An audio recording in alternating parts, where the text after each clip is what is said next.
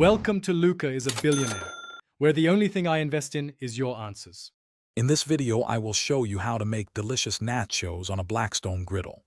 First, gather all your ingredients, including your favorite tortilla chips, shredded cheese, and any desired toppings like cooked ground beef or seasoned chicken.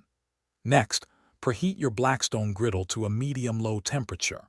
This ensures even cooking without burning.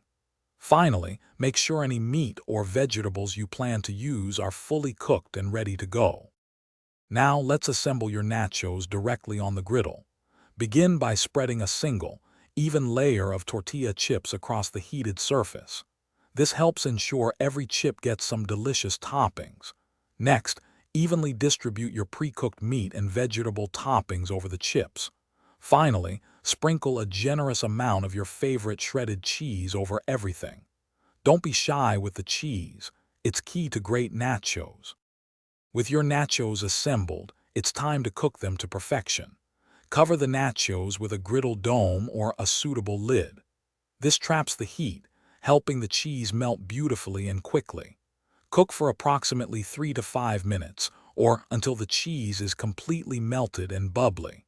Remember to keep a close eye on them to prevent the tortilla chips from burning, as griddle temperatures can vary. Your Blackstone nachos are almost ready.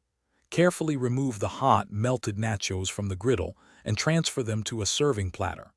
Now is the perfect time to add any fresh, cool toppings you enjoy, such as a dollop of sour cream, a spoonful of fresh salsa, or some zesty sliced jalapenos. Serve your delicious Blackstone nachos immediately to enjoy them at their peak warmth and cheesy goodness. Enjoy! Thanks for watching and please subscribe. It's the best investment you'll ever make.